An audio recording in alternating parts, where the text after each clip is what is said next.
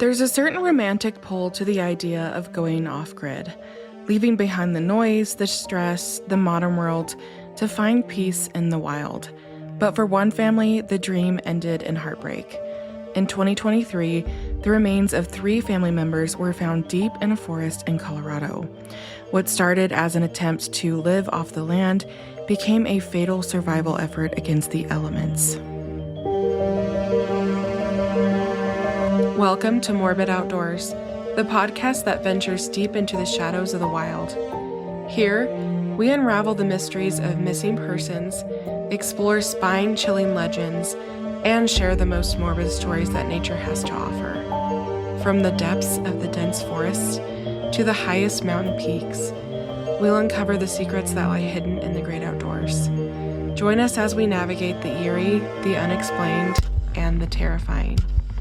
So if you dare, grab your gear and let's embark on a journey into the unknown. This is Morbid Outdoors.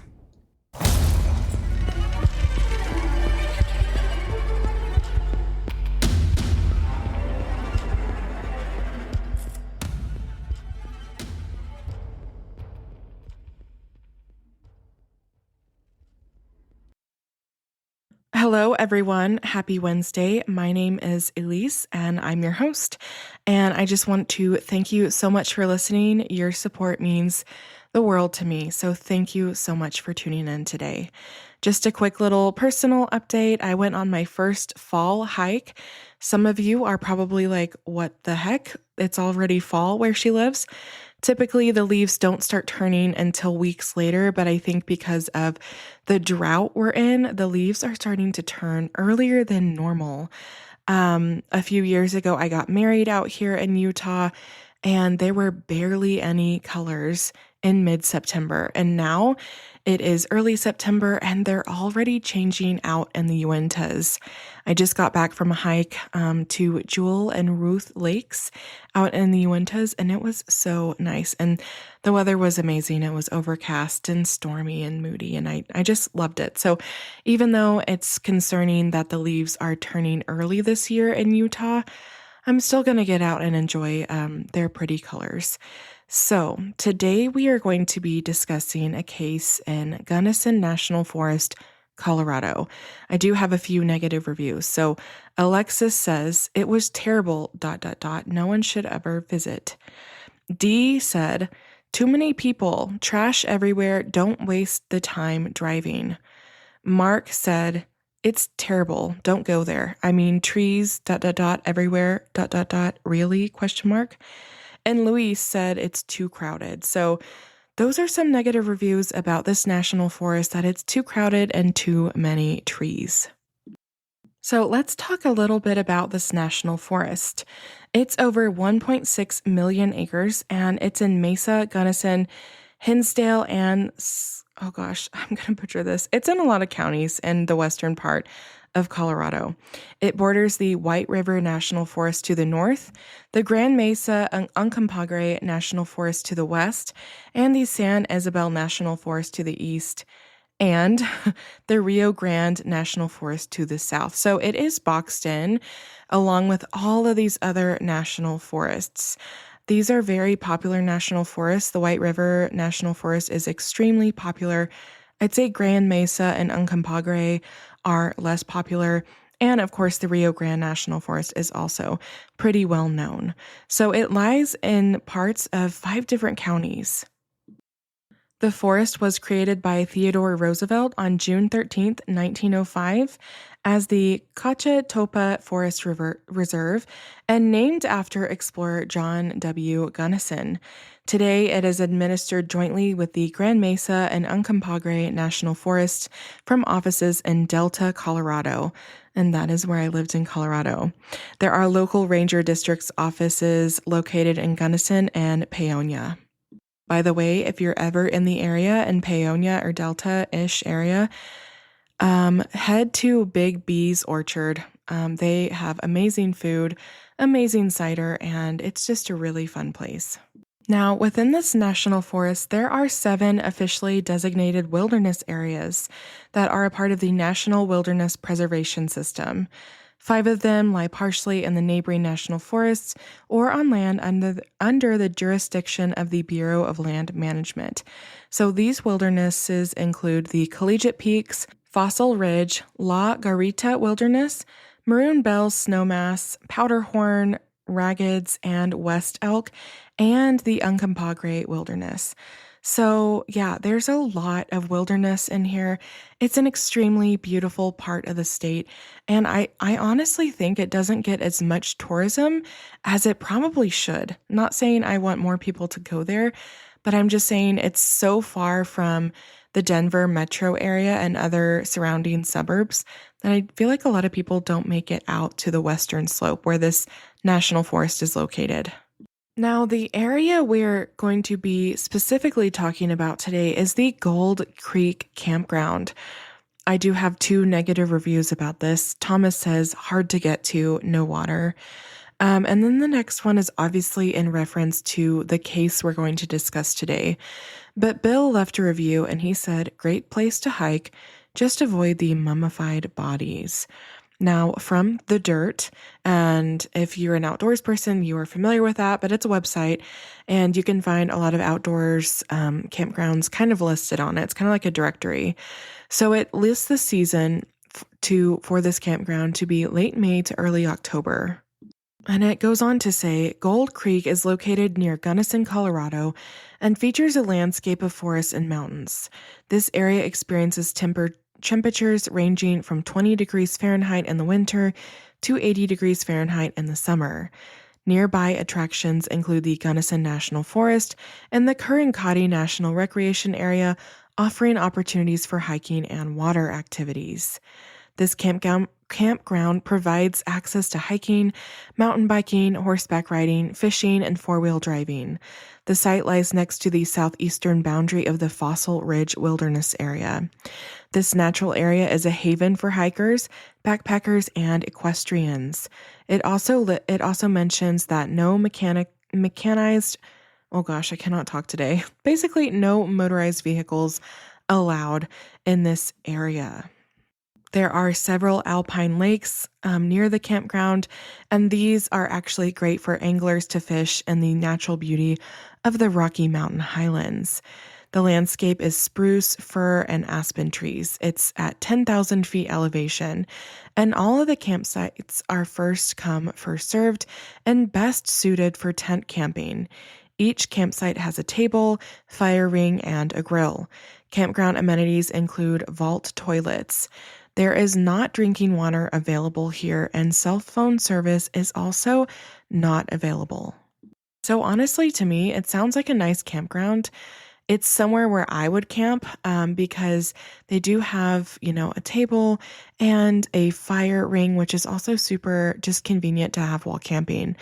Now, being that there's no potable water, that means you have to bring all of your own water, which I think some people often forget to do when they go camping. But this actually sounds like a really nice and beautiful campground in a lesser kind of visited area. So let's talk about our case. This takes place in early August 2022 when the Vance family embarked on a very lofty journey to escape from the modern world, choosing to live off-grid in the untamed wilderness of Colorado. Basically, this family, they had a lot of optimism and passion for going off-grid, and they basically got all their information from YouTube. Now, that's not to say that YouTube doesn't have great information on it, but I think just watching a few videos and then going to live off-grid, you can't just watch a few videos and decide to go off-grid. It takes a lot of planning, a lot of preparation, and a lot of thinking because it involves a lot of problem solving. So they actually aim to create a new life far removed from society. But what began as this quest for freedom, it turned into a nightmare of tragic proportions. By the time the unforgiving winter descended, their dream had become a desperate struggle against the elements. They were poorly prepared, they faced illness, and faced many misfortunes And all of these kind of created the perfect storm, and it sealed their fates. Months later, their remains were discovered just 150 feet from Gold Creek Campground, eerily preserved in a state of partial mummification. So that's the summary of what happened. Let's get into the details. So, specifically, we're talking about Christine Vance, Rebecca Vance, who goes by Becky, and Rebecca's 13-year-old son named Talon. And they headed off into the wilderness to start their new lifestyle. But according to their stepsister, Travala Hara, Becky convinced her sister Christine to leave her life in Colorado Springs and move to the wilderness with her and her son, despite having very little survival skills. Travala said, quote, "At first, Christine didn't want to go, but she changed her mind. She felt they had a better chance at living if she went with them, and she didn't want our sister and nephew to be alone." So basically, this was all kind of Becky's plan. She dragged, her son out there with her, and Christine felt like she had to go to help them. Let me give you a little background on these people. Becky and Christine Vance lived together in Colorado Springs, and the sisters had lived together their entire lives, except twice, with each time lasting less than a year. So they were extremely close. Becky was born in 1980, and her sister was born in 1982. But Christine's friends considered their relationship to be like that of twins because Becky didn't have many friends, and Christine and Becky were always together. Despite Becky not really having friends, Becky was the more dominant of the two. Both sisters inherited their mother's thick black hair, dark skin, and eyes, though Becky was thinner and taller. When Becky was 5 and Christine was 3, their mother, Son Yup Kasowicz, left their father and she took them with her. So their mom had actually immigrated from Korea as a teenager, and she was like Becky. She was quiet and careful. She saved her money and gambled occasionally at the casino in Cripple Creek. And basically, the mom, Son Yup, she really wished that Becky would go out and be adventurous and make some friends because Christine never had a problem with making friends, even though she was the little sister, while Becky was kind of like a wallflower and often was at home. 7 years later, their mother remarried and the girls got a stepsister who I mentioned. Her name's Travala, and Travala is 2 years younger than Christine. So it goes Becky, Christine, and then Travala. In school, Becky earned perfect grades but rarely spoke to anyone but her close family. At first, Travala found Becky's reserved style intimidating and described just the mysterious privateness of her. She gave off this aura. "I'm not going to talk to you until I trust you. You better not be on my bad side." And if you were on Becky's bad side, you were on it for a while. So these 3 girls, they shared the basement of the Vance family home, which was a ranch house on a modest Colorado Springs street. They all graduated from Mitchell High School, and Becky and Christine kept living in the basement after graduation. Becky worked at Sears and Christine worked at Taco Bell. Fast forward to 2006, and their mother got cancer, and then she passed in 2007. And this really rocked her two daughters. They lost their mom at a pretty young age, and it was devastating to them, Christine especially. But even after their mom's death, the Vance sisters continued living with their stepfather. And in 2008, Becky got pregnant. The father was Eric Burden, someone that she had met at work with 2 children from a previous relationship. Becky was okay with his divided attention, and she told Eric that she did not want him to be a partner and that she did not want to co-parent with him. So basically, not a lot of people knew that Eric was the father of Becky's baby because she hadn't even named him on the birth certificate. So she got pregnant, kept the child, and really didn't want any help from the child's father. So Becky named her baby Talon, and she began, they weren't co-parenting, but Talon did have half siblings from Eric, and so they would get together occasionally for family events. And in 2018, they all went to Disney World, and they all stayed in different areas of the park, but they managed to function as an extended family together, which I think is really nice. It's just really nice when you have situations like this and they're maybe not typical, but you can still find a way to make them work for the betterment of the kids. In 2019, Becky and Christine's stepfather died from liver failure, and then fast forward to May of 2020, Talon received his fifth grade graduation diploma through the window of his mom's car as the pandemic had closed his school. So basically, normal life, what is normal, but pretty typical life. And it wasn't until August 2020 that things kind of started to get a little bit concerning with Becky and her behavior. In August of 2020, Becky, she quit her job and she said that she would just work from home. And Travala, her stepsister, said, "I just think COVID is what broke the camel's back. I mean, everybody felt this negativity, the politics, the economy, all of it. Becky became much more secretive, much more secretive." Becky began reading online sites dedicated to conspiracies and off-grid living. The Survival Mom, run by Lisa Bedford, told readers, "Prep more, worry less." She said people could learn from her experience that you could be proactive and prepare for emergencies by doing what moms have always done, taking charge and getting things done. Now, personally, while I don't think that is a bad idea, I do think that it can be taken too far, just like any other belief or philosophy. I think that emergency preparedness, I think COVID kind of taught us that it might be good to have extra toilet paper in the house or extra food. But I think it really hit a lot of people really hard. And I've seen people that weren't like paranoid before COVID are now like ultra paranoid. And so I think many different things happened. I love to be a little tinfoil hat person sometimes, but I think COVID really affected some people, some vulnerable people, in very catastrophic ways.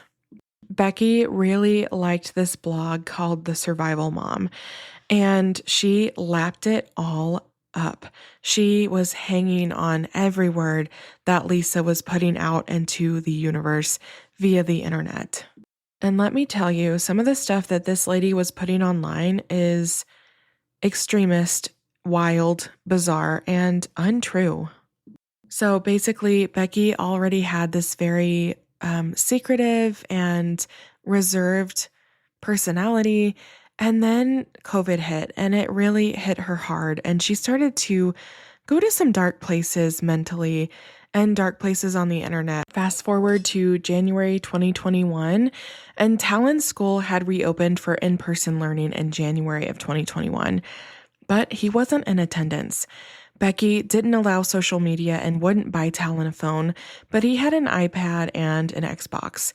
He spent time out with his half-brother and half-sister at their dad's house. And sometimes the boy who lived behind them or the three girls down the street would come over. But basically, that's the only interaction that he had with other kids.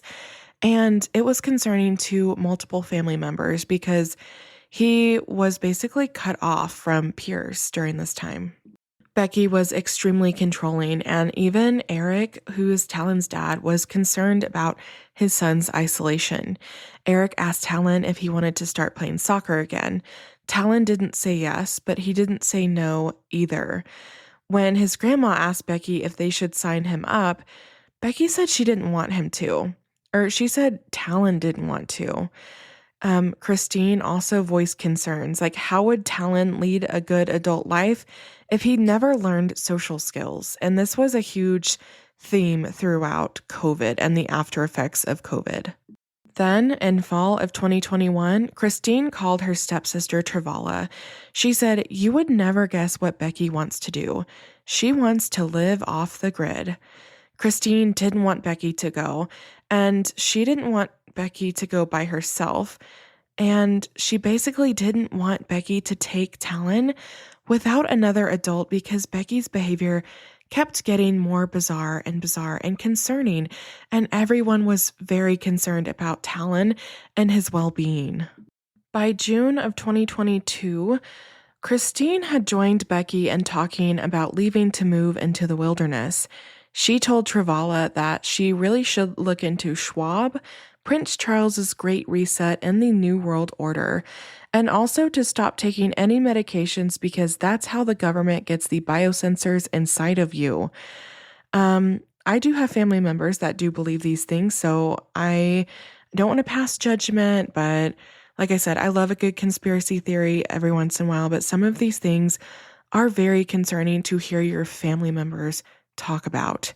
So neither Becky nor Christine would tell Travala or Tom where they had planned to go. They had these plans. They weren't going to tell anyone else because they really thought that they were going to be able to make it and live off grid. Travala really argued with her two stepsisters, and she tried to persuade them not to leave. She said, life felt hard, yeah, but you just go on, you move on. If Becky and Christine insisted on heading off, they should have waited until things were terrible. So she's trying everything she can do in her power to persuade them to stay because she was extremely worried for all three. By the way, Tom is married to Travala, so he is their brother-in-law. Now, Tom, who had worked as a trucker and had a Native American heritage, he understood his sister-in-law's point of views. He knew plenty of people who wanted to escape society, including his biker friends, and he believed that Becky was more worried about someone coming and finding them and forcing them back into society. Basically, with Becky's mindset, she thought, the world's going to pieces and I'm going to survive and get a head start on it. So she was already thinking that things are just going to keep getting worse and worse and worse. And I'm going to go out there and start living in the woods so that I don't become a prisoner of this world that's kind of going to hell in a handbasket. Tom, again, he tried to help Travala convince Becky and Christine to stay. And he said, there's no rush. Why now? What's so different now? The apocalypse always seems to be coming. Basically, the end of the world has come, multiple times in everyone's lives. Y2K, 2012, all of these other things. And so he's like, you wake up the next day and everything's fine. The few details Becky and Christine shared about their off-grid preparation alarmed him and Travala. Becky would be like, well, I just bought some new boots. And Travala was like, okay, that's all good, but what if you get a hole in your boots? Christine would answer, well, hopefully by then we know how to make boots out of the land. I can see why they were concerned. I can see why Tom and Travala and other members of the family were concerned because you don't just make boots off of the land. Like I said, going off grid, camping, whatever, it takes a lot of planning, preparation, and problem-solving skills. They started telling their coworkers that they're quitting their job and they were moving. She wouldn't say where. No one knew where Becky and Christine would be, and they were still planning on taking Talon with them. They were being asked a lot of questions by acquaintances, friends, and family, and all Becky and Christine said was, I can't say anything. So this was alarming to a lot of people because they didn't seem to have a plan, but they had a plan, and everyone was very concerned for Becky and Christine's mental well-being. Now, Becky sent a final text to someone she knew, and she said, they really want to merge man with machine, and I refuse to let them do that to me or my son. I don't know when all of this will happen, but I think it's important for people to get out while they still can. On August 1st, 2022, at around 11 a.m., Becky and Talon headed for Eric's house. Now, Marilyn, who's Eric's mom, she was there, and she said, can he stay? And basically, Becky said no. Becky handed Marilyn a small plastic storage box, and inside this box were 3 t-shirts Talon had outgrown, school photos, a stuffed animal from a recent trip to the Colorado Springs Aquarium, and a flower pot with a footprint he'd made for Mother's Day. Becky informed Marilyn that they were moving to West Virginia to be near her father. Marilyn couldn't understand why. In the 13 years that she'd known Becky, Becky had never mentioned her dad. So basically, Marilyn's concerned. She's asking, does Talon have everything he need? Was Becky going to bring his iPad? Becky said, no, that's not very good. The internet's not great, so we're not taking any electronics. And basically, she had a pet and she gave the pet away. These people really wanted to completely leave their lives behind, not tell anyone where they were going. And when they did, they gave fake stories. So this poor kid's, family, like his grandma and his dad, thought they were moving to West Virginia. So Becky refused to say where they were headed, and this is the last time that any of them were seen alive. They drove from Colorado Springs to Gunnison in their Hyundai for about 3.5 hours and headed for the Gold Creek campground at 10,000 feet elevation. There's no campground host and no overnight fee at this particular campground. It only has 6 campsites, each with a picnic table and fire ring. Now, Becky, Christine, and Talon, they might have stayed there for a night or two, explored their surroundings, and searched for a spot near their car to set up a permanent yet hidden camp. They found one first by going down a trail along the creek behind campsite number 5, then across the water on a big log, through a stand of Douglas firs and a marsh of tall grass, and into some open forest on higher ground. So they got to this campsite, stayed there for a couple days, and then decided, this isn't remote enough. Let's trek through the woods, the marsh, across a river, and really isolate ourselves. The 2 sisters believed that Talon would not get corrupted or microchipped, and he would not grow up and leave. So these are delusional. This is delusional. Family members tried to reach them. They left voicemails, but they never heard a reply from Becky nor Christine. Nobody thought to file a missing persons report or call Child Protective Services, which I don't know. I'm like, ugh.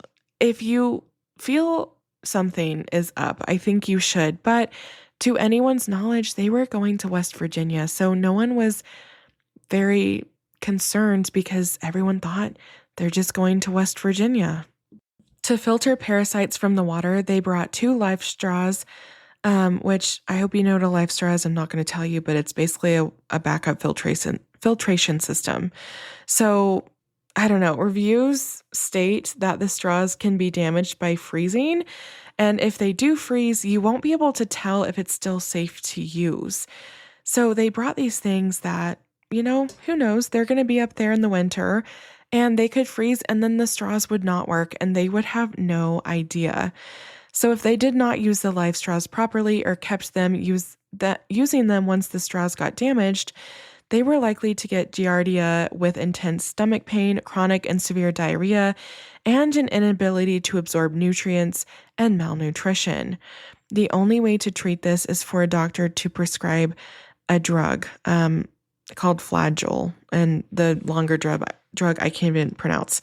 So Christine and Becky placed a tarp down under the tent, but they didn't bring proper ground pads, which are essential for insulation and comfort. Instead, they relied on a blue quilt beneath their sleeping bags. That's not enough. They started building a shelter by cutting down 2 to 3 inch in diameter tree trunks, sawing them into 6 to 8 foot lengths, and lashing them together next to a hole they dug in a hillside to form a sidewall and kind of like a roof. The shelter was around 4 feet high, which was just tall enough to sit beneath. And in October, Becky, Christine, and Talon drove into Gunnison, which was 45 minutes away, and they called Becky and Christine's father, Donald Vance, and asked him to wire them $500, which he agreed to do.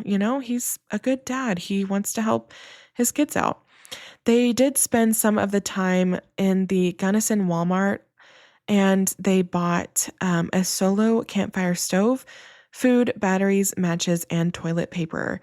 They then returned to their camp without contacting the rest of their family or friends. So they only contacted someone for money to buy them more supplies.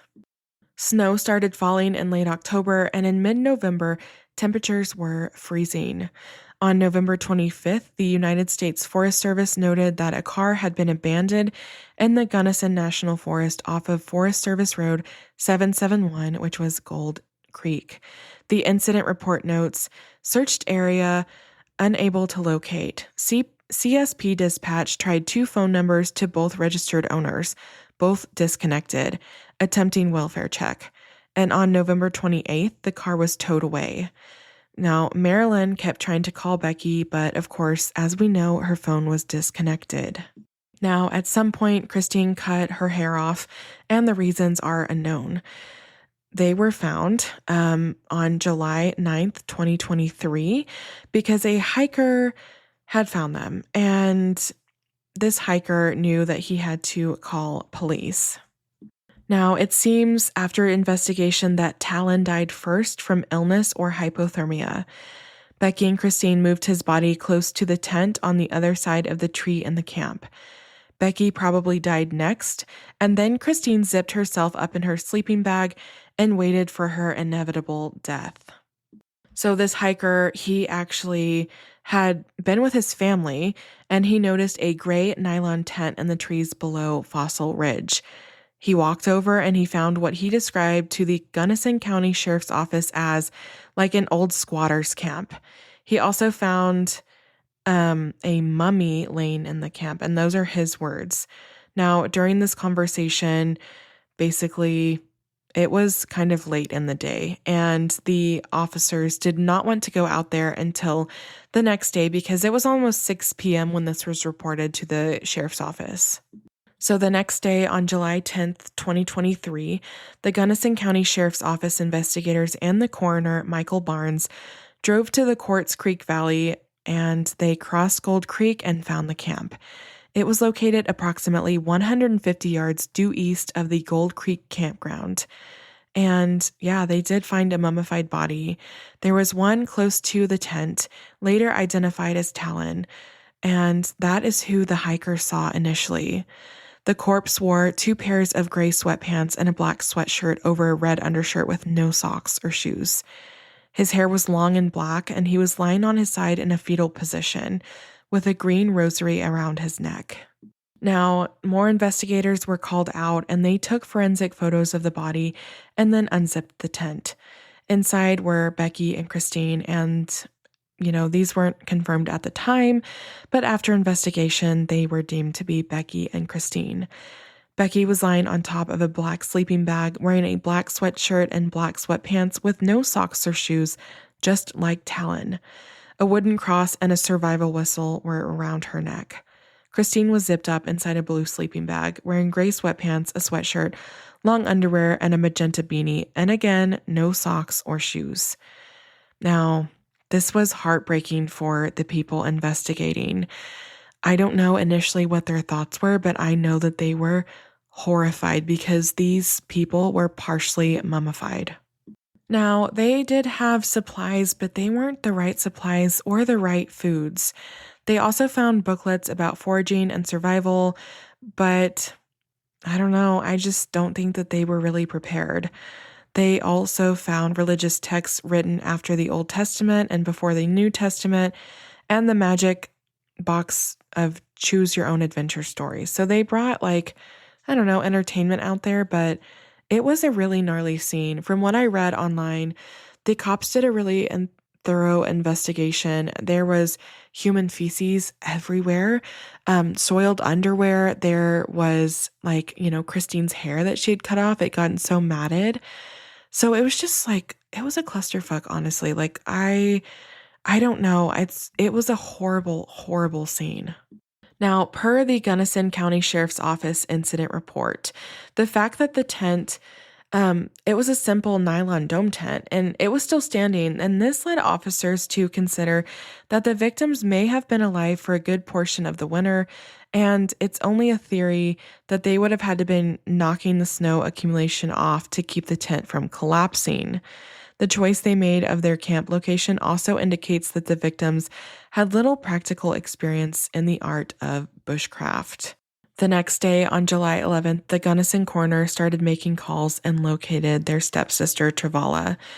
She didn't know Eric's last name, so it took the coroner 2 weeks to find Talon's dad. He learned of Talon's death from a friend who had seen a newspaper report.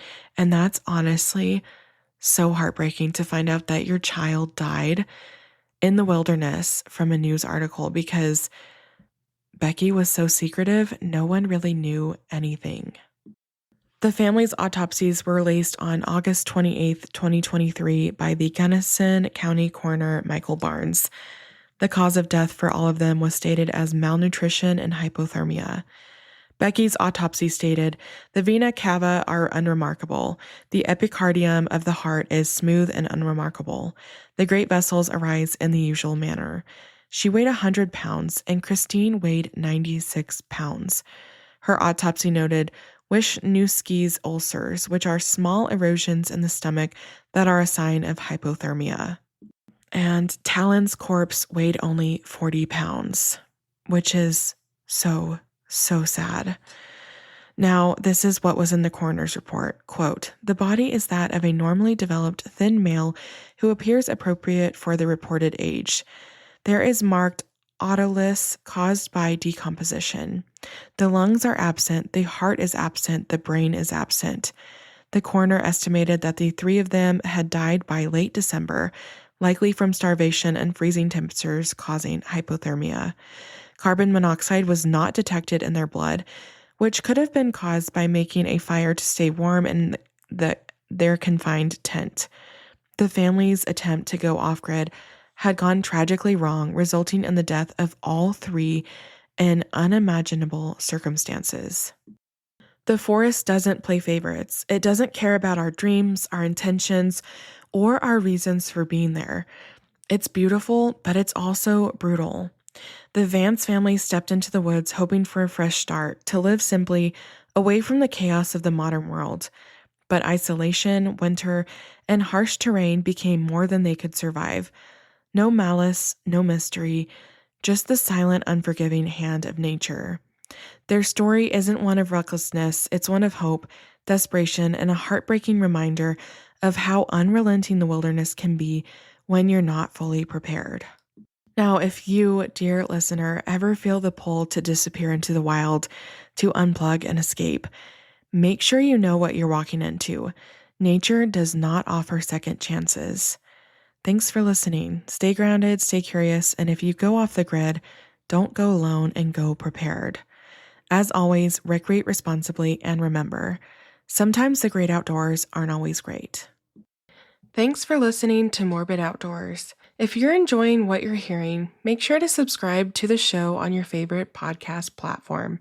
It's free, easy, and it helps us out immensely. When you subscribe, you get updates on our latest episodes, and it also boosts our visibility, making it easier for other curious souls to find us. Another great way to support Morbid Outdoors is by leaving us a review. Whether you're on Apple Podcasts, Spotify, or wherever you listen, a quick review helps us know what you love about the show. Find us on Instagram and Facebook at Morbid Outdoors Podcast. You can email us case suggestions and your campfire stories at morbidoutdoorspodcast@gmail.com.